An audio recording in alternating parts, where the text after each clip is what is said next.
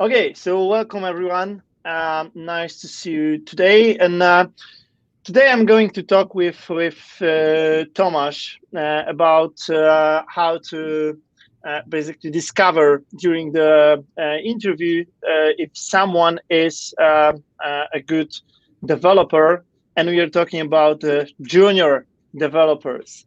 And Tomek, a question to you is like, why do we need to focus on verifying kind of a junior developers? Is it different than verifying normal, regular, or senior developers? What's your opinion on that? Hi everyone. First of all, the major issue with juniors is that they don't really have that much experience at the moment. So you cannot really trust the experience. You cannot check that many projects they already had. So the main issue is that you have to rely somewhat on their university or whatever kind of education they had. You have to rely on, I don't know, their GitHub profile. You have to rely on some side projects that they did.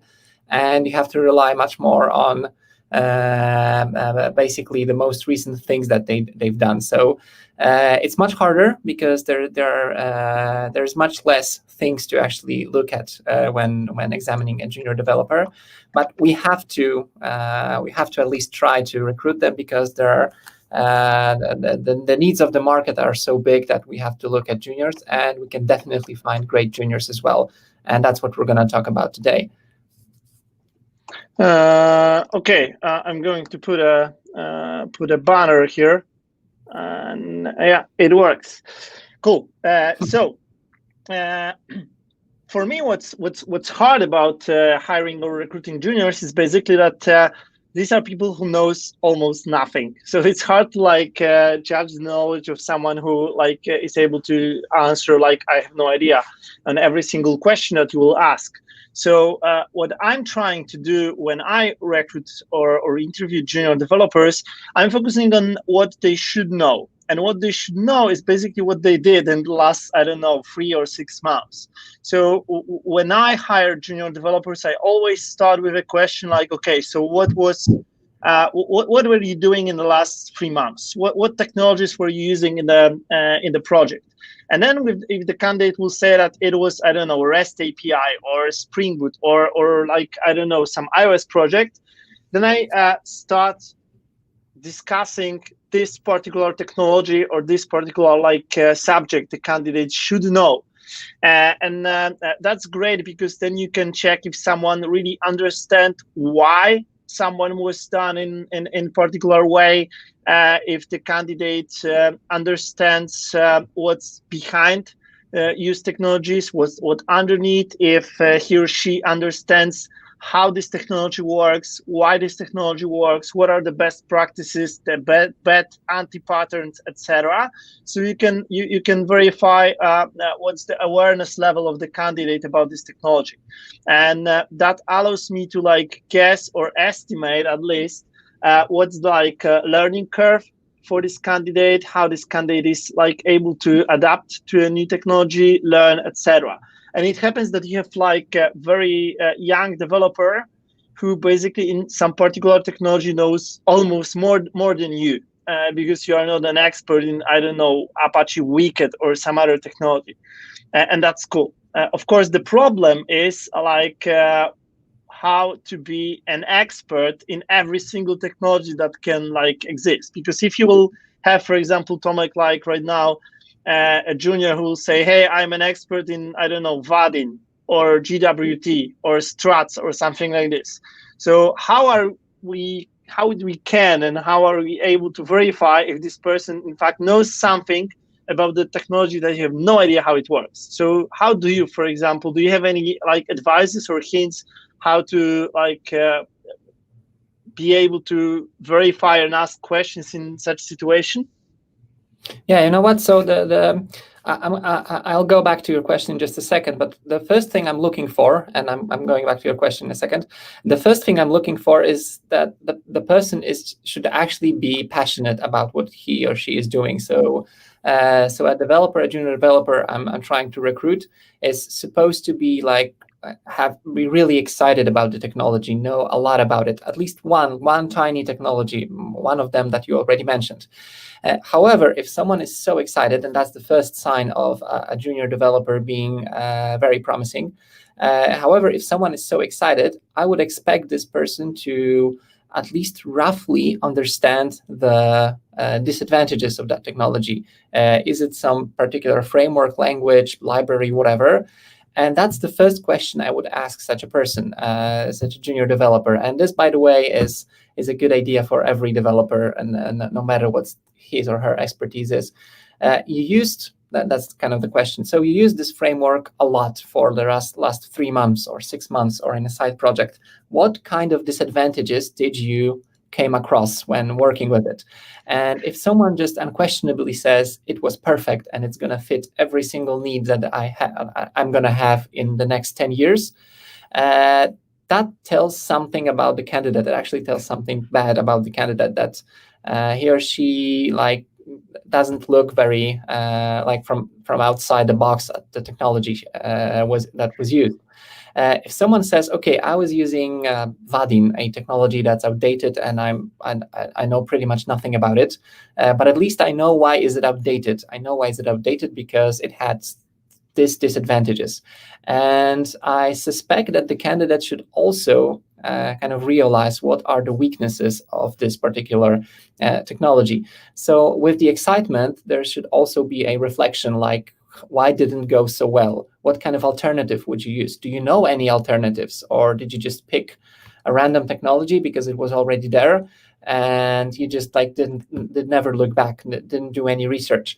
And that's what actually that's what juniors are actually very good at, looking at different technologies, having time to look around, do some tiny research, just compare two things. And that's how I would approach a framework or a library that I have no idea about, because every single one of them has some issues.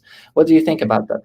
So basically, you are going to verify if someone went beyond the tutorial and beyond just copy pasting some a particular solution from Stack Overflow or any other GitHub tutorial, and verify if someone was aware enough to verify what are the disadvantages of this framework. If someone was capable of, I don't know, watching some presentations beyond this framework or technology. And do you think that still you should try to verify some technical aspects of that? And for example, what I was doing, when I was taking a laptop with me for an interview, and someone said "Hey, I'm an expert in Vaadin," then of course I would try to ask the question about I know briefly what Vaadin is, and what I would try to do is to verify what do you think in general about, for example, some server-side rendering frameworks? So do you think that rendering web applications in backend technologies is a good way or bad way? And so that would be this kind of awareness. But I would also try to figure out, for example, what was the issues that you were having? What was hard? What were the mistakes you did? And how you overcome those mistakes, how you resolve the issues, etc. And that allows you to verify how the person is working. If you hear the answer yeah, I had a problem that it wasn't working, so I asked a senior developer and he fixed it. That's totally a different view of the candidate than the candidate saying, yeah, I had some issues, so I've spent 3 days on Stack Overflow working even from home because I wanted to resolve this issue so badly that I cannot sleep. And that's totally different view on the candidate, and shows the behavior of the candidate and the attitude of the candidate is so different. And that's what I also try to verify. So try to estimate how the candidate is learning, what's the approach to resolving issues, to finding solutions, etc. But also I try to Google, do 30 seconds of Googling just to verify some particular technological aspect, to ask also the technical question about, for example, Vaadin, just to verify the first thing, if the candidate knows the answer, but it's less important because it's still junior, but to verify how this person talks about this. So how this person answers the technical question. And it happened to me many times when I had a junior developer and I asked about, I don't know, someone said about, I don't know, I was writing some simple Spring application and this application was using databases. So I've asked, for example, okay, so do you know how like the transactional aspect of this communication was resolved? And this person was saying, yeah, I know that Spring is using some aspect-oriented programming or proxy mechanisms to like manage the transactions. And then you can continue like, okay, so do you know how Spring resolves transactions? How works this proxying mechanism? And then if the candidate is saying you that or trying to explain that, you know, there is a difference if you are using, I don't know, interfaces or you use just classes, it uses like dynamic proxy or it uses CGLib, etc. You know that these candidates went like very deep to the ground just to understand how it works, because this person wants to understand what it's doing. And on the second hand, you have a candidate that is saying, I don't know, like I don't know what the transaction is at all. Then you know that this candidate just reviewed the tutorial and it's not the person that I would like to hire. Especially that, for example, for me, the healthy relation in the team or healthy structure of the team is where you have, for example, in the team that is having like 6 developers, then you have 1 junior. This person can like learn quickly and can be like nurtured by other people. So do you have some other like tricks or hints that you are using here? Yeah, actually 2 things. One about the laptop and taking it to the interview.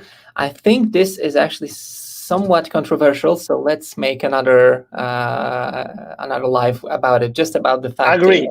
taking a laptop with you, because that's kind of, not many people are actually, or there are some people who are actually not very positive about it. And by the way, you know, you have a CV of the candidate, so you could have looked up all the information beforehand, right? So well, let's talk about this one. But regarding the example with transactions or whatever it was, now the fact that a candidate doesn't know this certain feature, this certain like small tiny thing in some library that he or she was using, I don't find that to be kind of disqualifying. However, if you find out that you ask a question about one certain thing that you are aware of and there was no answer because there was no awareness about it at all from the candidate's side, just try to go deeper with something different, right? Because it's a junior developer, so he or she doesn't know everything. Like he probably knows like 10% of the library, but maybe you will find this like one tiny percent of something that he drilled down very, very deeply. And let's go there and see whether there's anything within a library or a framework that a candidate actually like went to a great length to understand. Maybe she was particularly interested in how SQL is generated, maybe how HTML is formed, maybe how whatever. However, if you cannot find a single thing where the candidate actually went deeper and everything, every piece of knowledge is just superficial, that's kind of a red flag here, because there's apparently not a single area where a candidate was passionate about, right? Everything is just like, I went through a tutorial, it worked, and I went over it, and that's it. I would love to see at least a single tiniest aspect where a candidate shines, because most of the juniors have some background at university. They have a little bit of experience, but at least they have a tiny level of expertise. I mean, I'm pretty sure that a great candidate would have a better knowledge about this tiny little thing from me, and that's what I would check during an interview. And do you think that it's also like worth to verify some general knowledge of this candidate? And of course, it depends what do you mean by the general knowledge. So like the general knowledge can be like something that can be learned on the university, and there is of course like giant difference between what you can learn on different universities, if it's like a technical university or it's just normal university. That's the first thing. But also, do you think that it's worth to verify some like basics about the algorithms, about data structures, about some such things like, I don't know, SSL or SSH or some other like stuff? Do you think it's important to verify such general knowledge, fundamentals, or you focus just on like the particular skills? Right. You know what? It's actually a very good question, because in general, I'm kind of against doing algorithmic questions or these silly riddles about balls. How many balls can you fit tennis balls in a jumbo jet or whatever? However, we're talking about people who are probably fresh after university, or maybe even in the middle of their degree. So actually, like trying to figure out what do they know about, I don't know, a specific algorithm, or maybe a compiler design, or maybe networks or whatever, because that's part of their curriculum, right? That's what they learn at university. So I would love to hear that they're at least passionate about, I don't know, neural networks, because they had a single semester about machine learning. That's actually very, very sexy these days, but you know what I'm saying. So yes, if you don't have nothing else, at least make sure that the person is not like extremely bored during a university. So they had at least one topic where they were particularly excited, even if it's a hardcore theoretical math class or whatever, math university. Ask them about, I don't know, geometry, ask them about calculus, whatever, because I can easily imagine people going to information technology because it's a great place to work with great salary. However, during their university, during their trainings, whatever, they are just extremely bored. And even though they're learning more or less interesting stuff, and I find them interesting as well, they are not passionate about anything. They only think about how to get a job, and they have no experience, and they didn't bother to learn anything, even though it's not going to be that much useful at work. So if only thing they know is how to, I don't know, invert a binary tree, then ask them about it, and at least see whether they can think about algorithms. They can think in an algorithmic way. So that's fine for me. Probably only at this stage, because that's what you're left with. You have no other anchor where you can catch the candidate. And sometimes the people straight after university actually have some pretty cool experiences with like building some unusual systems. Maybe their master's thesis was interesting in some way. I actually remember one interview where I spent 15, maybe 20 minutes just discussing the master's thesis of a candidate, because it was about distributed systems, but from some theoretical, unusual way, like proving it works or something like that. And that was great. And it wasn't a junior, but I found such discussion very, very enlightening, even for me. So that's okay.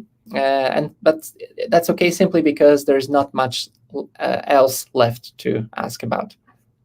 Yeah. So some time ago, I was recruiting people for the internship, and that was I think the hardest situation, because there were people without any experience, commercial experience, and so I was verifying what projects they were like writing or implementing on studies. Or at the university, and I remember there were two guys that we finally hired for the internship, and they stayed in the company, because that's what often happens when you see at the internship that someone is like worth. The one guy was like implementing the algorithm for like 3D graphics in terms of the I think it was grass on the wind, so how the grass should behave on the wind. And the second guy, and that was the best situation I think I ever had on an interview, was explaining that he was writing some kind of an algorithm for controlling the lift. in the building, and he was describing like 30 minutes about all the different algorithms and all the different technologies and all the different things that were included in that. And at the end we asked, okay, and what happened? And he said, no, we realized that it's not working at all. But he was so passionate about like this algorithm and how they were designing it, how they like testing it, how they like were building like from card boxes some kind of simulators for this elevator to check if it works. And like the end was like, oh, it wasn't working, but it's not important. Like the process was so cool, and like the outcome of the results were not important because like it wasn't working. But never mind. It's nothing. So I were there. I know nothing about, almost nothing about elevators and then lifts, whatever. And this is totally unrelated to what we do at work, which is just parsing JSON and putting it back into the browser. However, for example, I would ask this guy or gal, I don't know who was it. We didn't discuss this problem before, but it just came to my mind. How would you write? How would you make sure that the software would not let the elevator to just go down uncontrollably and kill everyone inside? And well, you can say about unit tests, you can say about some integration tests, you can say about like doing field tests, whatever. But if a candidate says, and that's kind of an example of the scenario, if a candidate says, you know what, that's kind of the problem that cannot be solved with software. You need mechanical brakes that are working even without electricity. Oh my God, I love this answer. And I see that this is kind of someone who works outside of the box and can like... And it's a problem solver, not a coder. And yes, I think that's the most important, that you're looking for people who are able to solve the problem. And if you will give them like the software, like, hey, here is a piece of software in PHP or in Rails or something like this, they will say, yeah, let's do that. I remember when I was working, and I was pretty young developer in one big telecom, and you're using software that is right now called the Sonar Cube, and it was written in Ruby and Rails, and that was the first time I've seen Rails. But we needed to integrate it with our like Active Directory system, and I just did it. Like that was the job to be done. Of course, Stack Overflow, Google, the code looked really poor, but it worked. So I solved the problem, and of course, like I think that's the most important. So if we could just like sum up and recap based on that. So the first thing is that if it's a junior developer, then you need to like understand that this person has no wide knowledge and it knows almost nothing. So you need to focus on verifying the things that the candidate in fact claims to know. For example, in the mentioned by Tomek resume. So you need to prepare to this interview by going through the resume of the candidate and checking, for example, what technologies were used by the candidate in the last project, and then focusing on those projects. And that would be the first and the most important like a hint or an advice from me in terms of how to recognize a junior. Verify what they claim they know and verify if they're good at this one. Tomek, what do you like as a sum up? Another thing I would add up, just to wrap it up, search for excitement. Look at the candidate's eyes, and you would definitely see it, whether someone is just like passionate about software, even though he or she knows almost nothing, but there's definitely a will of building something, solving problems, whatever. Rather than, yeah, I know quite a bit about this framework, but it's just boring. I'm doing it for the money. And we all do it for the money, but at this stage of the career, most of the people are actually very, very like passionate and excited, and you can tell that easily. And also, if you cannot find anything in the resume regarding like real production work and projects, looking through the somewhat theoretical knowledge or knowledge that they got from the university and from the classes is fine, at least at this stage in their career.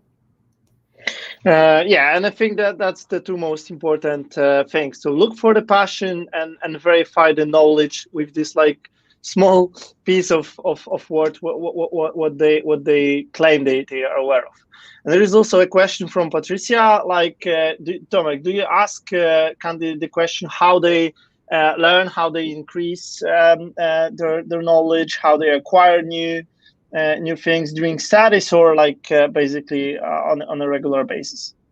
I'm not particularly a fan of this like wide question asking how do you obtain knowledge, what kind of like books do you read, whatever. But that applies to mid-level and senior-level developers, because I'm pretty sure they have their sources and they read books and they read blogs and they watch YouTube or whatever.